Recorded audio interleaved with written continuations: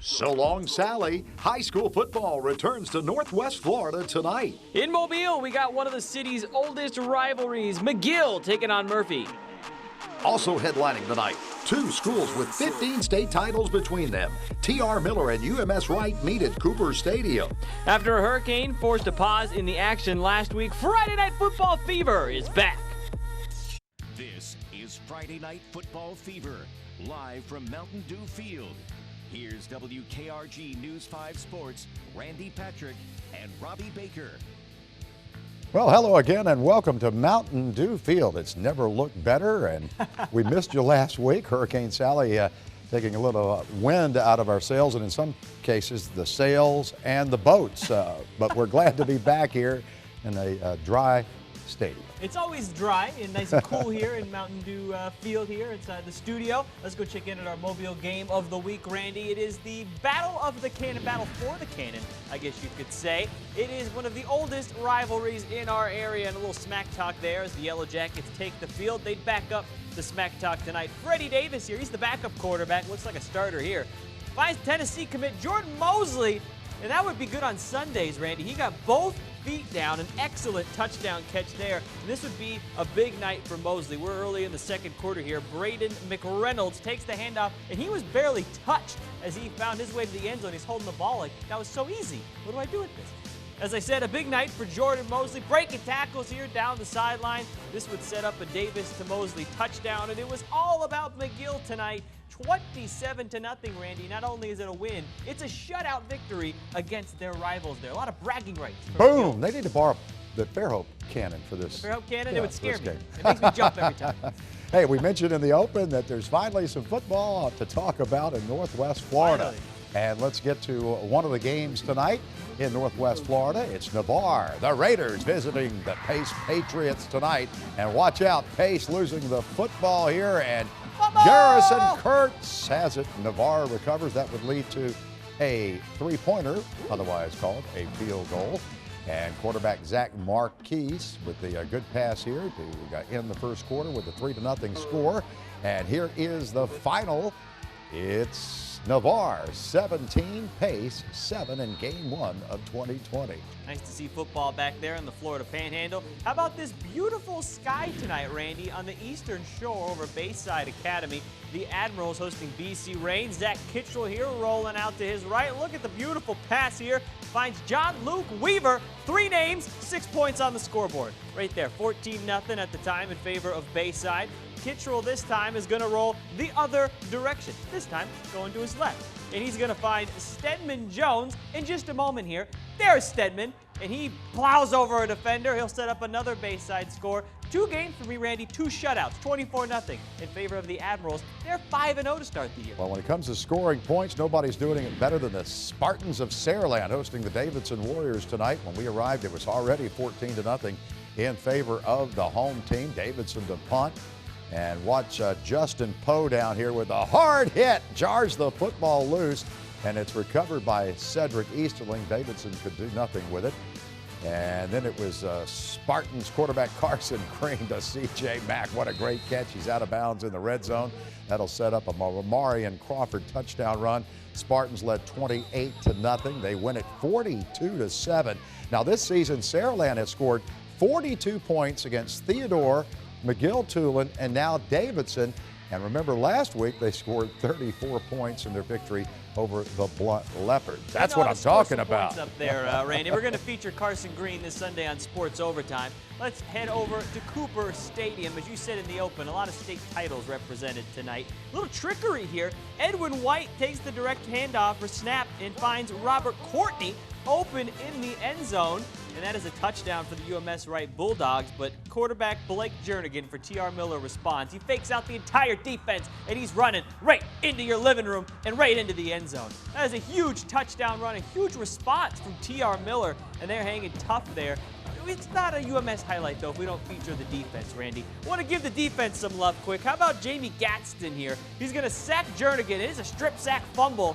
21-12, UMS-WRIGHT and Terry Curtis back in the win column. Here come the LeFlore Rattlers at Land Peoples Stadium, taking on the Warriors of Cottage Hill Christian. And you gotta love social distancing dancing. Yes, gotta chill. With a tall quarterback and a young quarterback, Kelvon McBride, 6'3", loops a perfect pass to Jedrick Pettaway for the touchdown for the Hill.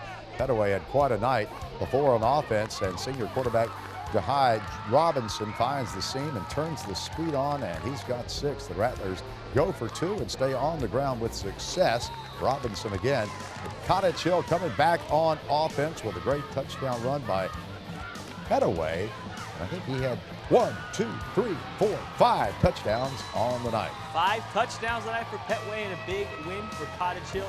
Randy, we featured it at the top of the show. High school football returning tonight to Northwest Florida. Baldwin County games delayed because of Hurricane Sally still this week, so we send it over to Dana Winter right now in Gulf Breeze to give us a little taste of our Pensacola/Baldwin game of the week. Hey, Robbie, well, it may be the first game of the week, but both teams look like they've been practicing. Did the Panthers claw their way to victory, or did these Dolphins flip out over a home victory? We'll show you. Now, the WKRG News 5 Mascot of the Week, brought to you by JBT Power. And this week, screaming for the Robertsdale Golden Bears. The Bears have had the mascot since their first game back in 1925. That's a long time ago. In fact, some of the Bear logos on the field were found from a boat in the Mobile shipyard in the 1970s. The field was hit hard by Hurricane Frederick in '79, so some of that was damaged, but a lot of history when it comes to the Robertsdale Golden Bear. Well, here's the WKRG News 5 Fan Cam, brought to you by Mountain Dew. Oh, they're doing the do, if you will, Randy, out in Northwest Florida. Some more love for our Florida fans as they finally get the high school football season started over there, and as you see, fired up. And that was from our game of the week over there in Pensacola. We got Milton, we got Gulf Breeze, we got Dolphins, we got Panthers, and we also have Dana Winter there, Randy, who is there all night with photographer extraordinaire Dan Kettinger. And she's excited. She's Bringing waving. some energy. Yeah, I know. She's got the Mountain Dew shirt on and everything. Dana, how did it go down tonight? Robbie, I'm not sure who was more excited, the players or the fans. The players put on a show tonight, looking to start the season off on the right foot. The Milton Panthers in their first game of the season against the Gulf Breeze Dolphins. A little music to kick off this performance. First quarter, Milton has the ball. Quarterback Tyler Buchanan looking for his man. He finds him deep downfield. It's Logan Dixon making the short run for the first touchdown of the game. Panthers fans roaring after a good point after. Score is 7-0. Gulf Breeze's turn now. Senior Rylan McCurdy throws the ball intended for Kyron Evans, but it's Milton's Kimontre Current who makes the catch, staying behind his teammates, clearing his path. Then he turns on the Jets. I didn't know Panthers could run as fast as Cheetahs. It's another Milton touchdown. After another good point after, Milton leads 14-0. Gulf Breeze trying to make a comeback. Rylan McCurdy throws it deep downfield, and it's Caleb Jackson who makes the catch, and it's the first Dolphin touchdown of the night. The student section is excited. That's my attempt at a Dolphin sound. The first quarter ends Milton 14, Gulf Breeze 7. Well, Gulf Breeze dolphinately tried, but the Panthers pounced on this win, ending with a final score of 42-14. Reporting live in Northwest Florida tonight, I'm Dana Winter. I'll send it back to you guys in the studio. Dana is in mid-season form with the animal puns and the dolphin noises. He's in mid-season form. Well, it looks like the fans of Northwest Florida really were glad there was high school football tonight. Excited to have football back there in the Panhandle. You're not kidding. All right, and we're looking forward to SEC football coming up tomorrow. SEC football, you got the SEC on CBS, LSU taking on Mississippi State. Mike Leach's debut as the coach of the Bulldogs tomorrow, Randy. Yeah, Auburn gets it going at 11 at Jordan-Hare when they host the Kentucky Wildcats, and the Alabama Crimson Tide, a very talented team, will take on Missouri at 6 on ESPN. There you go. But before we talk more college, how about some more high school football? We'll get you our Play of the Week nominees when we come back.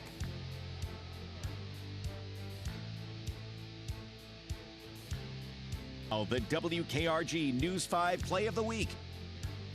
You know the drill. We'll give you 3 choices. You vote for your favorite on WKRG.com. Option number 1 is McGill's Jordan Mosley. Randy, he's already got the orange on. He's going to be at Tennessee next year, and he looks like he's ready to play for the Vols right there. Great catch.